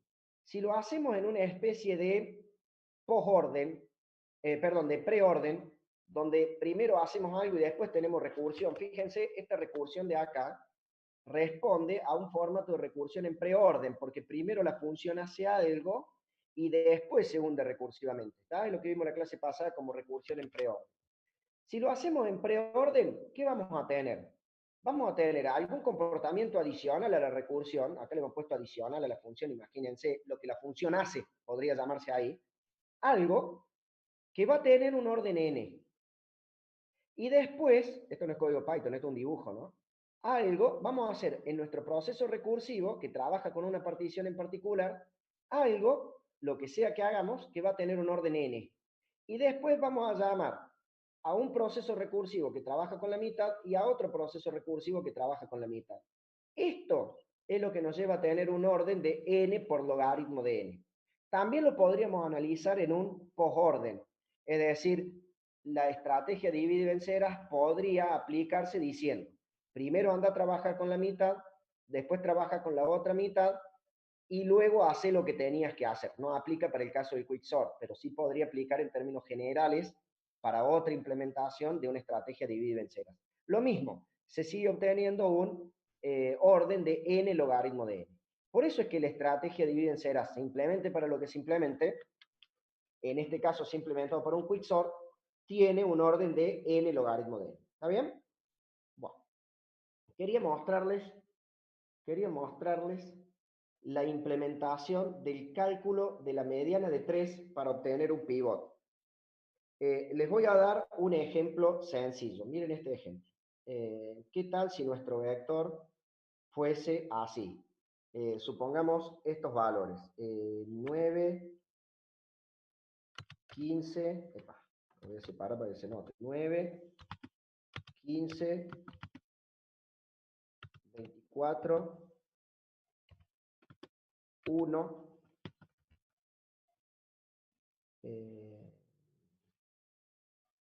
24, 1, acá podemos poner 10, no quiero repetir ninguno, por eso me estoy fijando, 10, 12 y 25. Así. He ido a elegir lo peor que podía elegir a propósito, porque justamente lo que estoy queriendo es mostrarles una situación que nos puede ocurrir con este método que es muy desfavorable. ¿Por qué es muy desfavorable? Fíjense si seguimos la lógica de este algoritmo tal como lo hemos hecho recién, lo que nos puede llegar a ocurrir. Si este es el elemento sub 0, y este sería 0, 1, 2, 3, 4, 5, 6, y este es el sub 6, 0 más 6, 6, dividido 2, 3, estaríamos diciendo que el sub 3 es este elemento, y estamos tomando el 1 como elemento pivot. ¿Está? Entonces fíjense lo que va a ocurrir ahora si tomamos el 1 como elemento pivot. De este lado avanzamos y decimos, ¿el 9 es más grande que el 1? Sí, el 9 es más grande. Bueno, la pregunta tal cual está programado, el algoritmo es, ¿el 9 es más chiquito que el 1? No, hay que detenerse. Y miren lo que va a pasar de este lado. El 25 ¿es más grande que el 1? Sí, avanza. ¿El 12 es más grande que el 1? Sí, avanza. ¿El 10 es más grande que el 1? Sí, avanza. ¿El 24 es más grande que el 1? Sí, avanza. ¿El 15 es más grande que el 1? Sí, avanza. Recién acá se provoca el cruce. Como acá se provoca el cruce en la punta, esto nos lleva a elegir dos submitades. Perdón, me dije mal. Acá. Recién aquí se detiene. Me pasé largo el propio pivote. Recién aquí se detiene. Porque va a decir, el 1 es más grande que el 1, no. Recién aquí se detiene. ¿Qué intercambio se va a provocar? Se va a cambiar el 1 para este lado y el 9 para este lado. Y ahora sí va a seguir como les decía recién. Ahora sí va a seguir. Avanza un elemento aquí y avanza un elemento aquí. Y ahora va a decir, el pivot sigue siendo el valor 1. Por eso le decía hace un rato, tengan en cuenta que el pivot es un número, no es el casillero del vector. Entonces, ¿ahora qué va a decir? Va a decir, ¿el 15 es más chiquito que el 1? No, para acá. Y ahora va a decir, ¿el 24 es más grande que el 1? Sí. ¿El 15 es más grande que el 1? Sí. Cuando diga que sí, se va a cruzar. Ahora sí, recién me adelante un paso. Fíjense dónde ocurre el cruce. Acá. ¿Y eso a qué me lleva? Me lleva a dos mitades, pero donde una es muy pequeñita y la otra es muy, muy grande. Entonces, ¿qué ha ocurrido acá? Lo que ha ocurrido es que terminé ordenando el 1, pero miren todo lo que me quedó como submitad, como subvector o como mitad. No quiero decir la palabra mitad porque en realidad aquí no es exactamente una mitad, es un subconjunto. ¿Qué pasó? Si el pivot es muy pequeñito o si el pivot es muy grande en términos de lo que ocurre con los demás elementos del vector, las particiones me van a quedar muy asimétricas. Una va a ser muy pequeñita y la otra va a ser muy grande. Y eso degrada la performance del método, porque ahora va a tener que trabajar acá con un conjunto muy, muy grande. Casi que hicimos todo ese recorrido para obtener una partición muy pequeña, pero otra partición muy grande. Lo mejor que nos puede pasar es tener pivots que vayan siendo de un valor medio entre los rangos de los valores del vector. Lo mejor que nos puede pasar, porque eso nos va a ir llevando a generar mitades más o menos equilibradas y es donde el método alcanza su mejor rendimiento.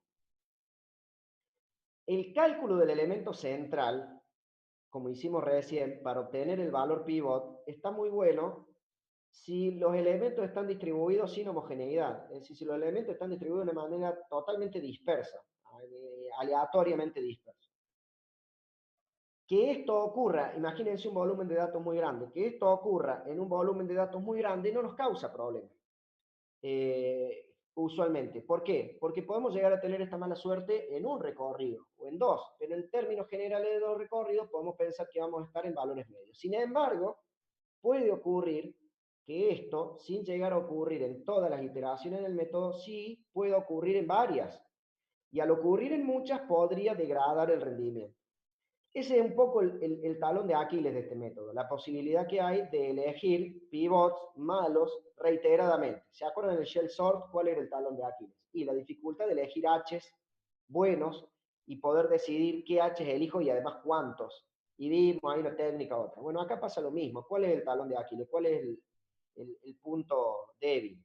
Y la posibilidad de elegir pivots malos y repetir esa elección muchas veces en la totalidad de pasadas que hay que hacer. Entonces existen muchas otras alternativas para cálculo de los elementos pivot. Una de esas alternativas es la que se denomina cálculo de pivot por mediana de 3. ¿Se acuerdan la función getPivot que veíamos programada hace un ratito? Esta que está acá, que calcula solo el elemento central. Bueno, hay otra que se llama, por aquí está, getPivot M3, por mediana de 3. Tiene otra lógica diferente que ahora se las cuento. Pero se los voy a mostrar, el código es el mismo, lo copié y lo pegué. Se lo voy a mostrar acá porque me parece que lo veo un poco más grande, un poco más claro. ¿Qué hace esto para el cálculo del pivot? Lo que va a hacer es tomar 3 elementos posibles, no uno solo, no solamente hacer el cálculo del medio, sino tomar 3 elementos posibles y tratar de pegar una especie de preorden de estos 3 elementos, devolviéndome el del medio. ¿Cuáles serían los 3 elementos posibles? Siempre va a ser el cálculo del elemento central, como hicimos recién, siempre va a tomar la referencia izquierda y siempre va a tomar la referencia derecha. Esos son los 3. Los va a mover, los va a intercambiar de manera de que al medio quede el del medio, que el más chiquito quede a la izquierda y que el más grande quede a la derecha, como quien estuviera ordenando nada más que esos 3 elementos. Ordenar 3 elementos es relativamente fácil porque, bueno, de una forma o de otra ya lo vinimos haciendo desde casi de comienzo de año y se puede hacer con 3 condicionales y un que otro intercambio muy pequeño. ¿Para qué sirve esto? Esto va a servir como mecanismo para asegurar que tenemos al menos una posibilidad menor de tomar un pivot muy malo. Figúrense esto, ¿qué va a hacer? Miren, se los muestro. Toma el elemento central, tal como dijimos recién, pero en vez de decir, listo, este es tu pivot, se toma este trabajo. Dice, si el elemento de la derecha, del vector subderecha, es más chiquito que el elemento de la izquierda, ya sé que están desacomodados. Entonces voy a acomodar estos primero, los cambio de lugar. Los cambio de lugar. Después va a agarrar y va a decir, si el elemento central es más chiquito que el de la izquierda, ya sé que están desacomodados, los cambio de lugar. Y después va a decir, si el elemento central es más grande que el de la derecha, están desacomodados, los cambio de lugar. ¿Eso qué me garantiza? Esos 3 condicionales. Que si se ponen a ver, esta función es de un orden constante, siempre va a realizar nada más que estas 3 operaciones. ¿Ah? Y ni siquiera va a realizar las 3 siempre, va a realizar alguna de ellas. Pero estos 3 intercambios, si ocurrieran, o si ocurriera solo alguno de ellos con estos 3 condicionales, lo que me va a garantizar es que siempre quede el izquierdo más chiquito, el central un valor intermedio y el grande a la derecha, el derecho más grande. Y después va a devolver el elemento central. Ese algoritmo que ya hizo un preacomodo de estos 3 elementos, los 2 de las puntas más el del medio, disminuye significativamente la posibilidad de que una y otra vez uno termine eligiendo un pivot muy, muy malo. Piensen ahora en un vector, no sé cuál era exactamente el que había dibujado recién porque lo tuve que borrar, pero piensen ahora en un vector muy malo para elegir el pivot central, como este que charlábamos recién. Por ejemplo, el 10, habíamos dicho, el 15, no recuerdo, vamos a decir el 9, creo que aquí habíamos puesto el 1, una cosa aquí que sigue empeorando la situación, como por ejemplo un 14 de este lado, un 25 por acá y un, no sé, digamos un 24 por acá. Si yo eligiera como elemento central solo el 1, caigo en un muy mal pivot como recién. Ahora, si con estos 3 condicionales yo los voy cambiando de lugar, ¿qué va a ocurrir? Lo que va a ocurrir es que voy a preguntar si el elemento de la derecha es menor que la izquierda, me va a decir que no. El 24 no es menor al 10, en este caso. Si esto fuera un 9, por ejemplo, sí, los cambiaría de lugar. Después voy a preguntar si el elemento central es más chiquito que la izquierda. Si le dice que sí, como en este caso, los cambia de lugar. ¿Qué significa que los cambia de lugar? Significa que aquí vino un 10 y aquí vino un 1. Y después va a preguntar si el elemento central es más grande que la derecha. En este caso le va a decir que no. Si le dijera que sí, los cambiaría de lugar. ¿Qué va a decir cuando diga return central? Va a retornar un 10 en vez de un 1. Y fíjense, para este recorrido, el 10, miren cómo hice ese círculo, qué deforme. Para este recorrido, el 10, parece una carita, el 10 es mucho mejor pivot que el 1, porque ahora yo voy a obtener 2 subconjuntos, todos los que sean, no importa dónde se corte, pero sí voy a obtener 2 subconjuntos bien balanceados, todos los que sean mayores al 10 van a estar a la derecha, y todos los que sean menores al 10 van a estar a la izquierda. En nuestro caso va a quedar el 1, el 9 y el 10, eso dependiendo cómo programemos el método, incluyéndolo igual o no, pero podemos decir el 1, el 9 y el 10 de un lado, y el 14, el 15, el 25 y el 24 del otro. No nos lleva a partir justa por la mitad, pero sí nos lleva a hacer una partición mucho mejor que si le hiciéramos con el 1, donde quedaría el 1 de un lado y todos los demás del otro. Claro, esto no garantiza éxito siempre, porque yo también podría haber puesto un ejemplo donde en una punta tengo, por ejemplo, ¿qué tal si yo hubiera tenido acá un 2, aquí un 1 y aquí un 3? Y lo mismo, hubiera sido un muy mal pivot, porque hubiera terminado eligiendo un 2 como pivot y lo mismo me hubiera quedado el 1 y 1 de un lado y todo lo demás del otro. Bueno, está bien. Esta técnica no da garantías. De hecho, no se conoce ninguna técnica que dé garantías absolutas de elegir siempre un pivot que nos lleve a partir siempre por la mitad. Pero, piénsenlo estadísticamente. Para un volumen de datos muy grande, es ridículo pensar que si hago esto n veces, las n veces, o una cantidad significativa de veces, me lleve a elegir un pivot malo. Es una técnica mucho mejor que simplemente elegir el del medio. Si ya simplemente eligiendo el del medio puedo llegar a caer pocas veces en un pivot malo, imagínense si tomo como referencia el del medio, el de las dos puntas, los cambio y tomo el valor central de eso.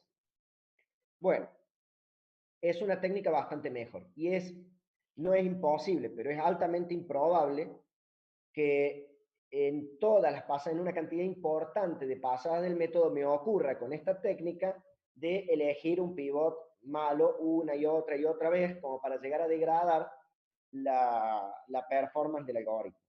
Si se elige un pivot muy malo que lleve a partir en una mitad que sea 1 y todos los demás, y eso ocurre en todas las pasadas del método, miren lo improbable que es esto, ¿no? Pero si eso ocurriera, si buscáramos números a propósito para que eso ocurra en todas las pasadas del método, el quicksort termina comportándose como un intercambio directo y eso lo lleva a tener un orden cuadrático, ¿no? En el peor caso que ocurra eso una y otra vez, estamos en un algoritmo de orden cuadrático. Pero claro, estadísticamente es algo muy improbable que ocurra y además, si elegimos una técnica de uso de pivot como esta, es todavía más improbable que ocurra. Técnicas de elección de pivot hay muchas. Nosotros les mostramos estas dos: calcular el valor central y punto, o calcular el valor central por mediana de 3. Sería otra muy buena técnica. ¿Qué ocurre? Lo que ocurre es lo siguiente: mientras más complejo sea la función, o sea, el algoritmo que calcula el elemento central, mayor procesamiento e insumo en el cálculo del elemento central. Por lo tanto, eso también incide en el orden del método. Entonces, si caigo en una búsqueda muy compleja del elemento central, lo que va a terminar ocurriendo es que quizás logre en todos los casos partir en dos subconjuntos bastante buenos, pero a la vez voy a haber insumido muchos recursos y el cálculo del elemento central no me sirve. Bueno, esta técnica de la mediana de 3 es muy conocida porque da muy buenas garantías porque estadísticamente me da una seguridad bastante alta y es muy sencilla, es muy rápido de ejecución porque es una pequeña función de un orden constante, ¿no? Entonces no tiene incidencia en el cálculo del orden de complejidad para el peor caso del algoritmo del quicksort. ¿Está? Bueno, yo les quería mostrar, nos está quedando un ratito porque quería terminar la clase de hoy para poder revisar los parciales con algunos. Háganme un favor para ver cuántos somos. Levanten la mano ahí, pongan la manito azul para arriba, aquellos que quieran que le peguemos una mirada al parcial al parcial pasado, no a este último, sino al parcial 3, que todavía se lo estoy debiendo, para saber cuántos somos, porque en función de cuántos seamos, yo voy a decidir cortar un ratito antes, un ratito después. ¿Somos 2 personas nada más? ¿3? Bueno. Bueno, le voy a dejar, podemos ir cortando ahora 4, bueno, vamos a ir cortando ahora, levanta la manito, vamos a ir cortando para que yo los pueda contar, vamos a ir cortando ahora para poder hacer esa revisión. Los alumnos que no sean alumnos del K3, la clase de hoy está cubierta en su totalidad, no estoy dejando nada sin revisar. Un minuto que hago esto. La clase de hoy está totalmente cubierta, esto es lo que teníamos para ver hoy. Nos vamos a quedar trabajando con los que quieran hacer alguna revisión del parcial, obviamente los que quieran quedarse en línea pueden. Y les voy a dejar, hoy había traído un pequeño digamos, un bonus track, digamos, para hacerlo en el tiempo de clase, pero no me va a alcanzar el tiempo. Se lo dejo de tarea por si lo quieren hacer, y si no, súmense si quieren, pero esto está fuera de los alcances de las materias. Simplemente súmense si quieren a la clase del viernes, que si quieren sumarse un ratito, si tienen ganas, y si no, se lo dejo de tarea para que lo hagan si quieren. Ya estuvimos jugando una vez con Python Tutor, ¿se acuerdan? Está muy buena la gráfica si uno ejecuta el Quicksort a partir de Python Tutor, para que lo puedan ver. Está muy bueno. Miren, lo que quería mostrarles, pero esto, insisto, fuera la alcance de la materia, nadie les va a pedir que hagan esto, ¿no? Pero simplemente como curiosidad y como elemento que nos ayude a entender un poco mejor cómo está funcionando, se los dejo para que lo hagan ustedes si quieren. Pero si entran, en un minuto que muevo todo esto porque no lo veo, ahí está. Si Ponerles el link, Silvio, poner el link en el chat así. Que google. Bueno, lo google. Ahí va. Ahí está. Si entramos a Python Tutor, así, denme un segundo que cargue, ahí está, y copiamos y pegamos el código que tenemos en el material de estudio, y llamamos a esta función. Fíjense, tenemos la función quick, que es la raíz, la que llamamos desde el menú de opciones que les mostré recién, y la función... ¿Lo copiaste? Copié mal, copié quick M3. Bueno, copié la que tiene mediana de 3. Pero me va a faltar el cálculo de la mediana. Denme un segundo. ¿Sí? Voy a copiar la otra, que es más sencilla. En realidad, desde el punto de vista del análisis es lo mismo. Vamos a copiar la getPivot, vamos a copiar quick y vamos a copiar hasta ahí. Y la vamos a llamar a mano. Así. Miren, para hacer un análisis. Esto se lo dejo para que lo vean ustedes después. Acá tenemos el cálculo del pivot y acá tenemos la función del quicksort. ¿Qué pasa si en nuestro programa principal Python, sin menú de opciones ni nada, para que esto sea fácil de analizar en Python Tutor, ¿no? ¿Qué pasa si llamamos a quick? Un segundo que no veo bien. No sé si ustedes llegan a ver ahí. Sí, ve. Quick, y a quick le vamos a decir, ordénate este vector, por ejemplo. Vamos a poner elementos bien desordenados. 10, 4, 6, 14, 25, 9. Eso está desordenadito. Ordénate, vamos a poner uno más para que sea fácil de visualizar el punto medio. 9, 11. Arranca desde el 0 y esto tiene 3, 6, 7 elementos, ¿no? Hasta el 7. Cuando vayan a visualizar la ejecución, es muy buena la gráfica que les va a mostrar, porque si ven la ejecución, esto ya se los dejo para que lo vean ustedes, no nos alcance el tiempo. Capaz que en la clase del viernes de la noche me quede algún rato, así que si les interesa, pueden sumarse, pero esto, vuelvo a insistir, una cosa totalmente adicional, ¿no? Acá está el área global donde define las funciones, y después van a poder empezar a ver, miren, yo lo voy a ejecutar rápido, cómo se ejecuta cada una de las instancias recursivas y los valores que va alcanzando. En un segundo que le di como play 400.000 veces. Hace poco porque le di play 1.000 millones de veces juntas. No será así. Lo voy a hacer más despacito para que lo podamos ver. Van a poder ir viendo, miren cómo dibuja el vector, ahora sí, porque si no lo atoro, y van a poder ir viendo cada una de las instancias recursivas, cómo aparece acá, y los valores internos que van alcanzando las variables. Eso me pareció un desafío importante, interesante, lindo para planteárselos. No vamos a tener tiempo de hacerlo en clase, pero se los dejo de tarea, háganlo si quieren, sirve mucho para comprender cómo funciona este algoritmo. ¿Ah? Bueno, con eso terminamos la clase de hoy. Es una clase corta, no había mucho más para hacer hoy. La clase que viene vamos a seguir investigando otras estrategias de resolución de problemas, y la parte de trabajo con fractales lo van a estar haciendo en la clase del práctico. También está muy bueno ese análisis. ¿Tienen alguna duda, alguna pregunta en particular? ¿No hay dudas? No sé, Germán, Analia, si quedó algo ahí pendiente, creo que no. No, creo que quedó todo claro y completo.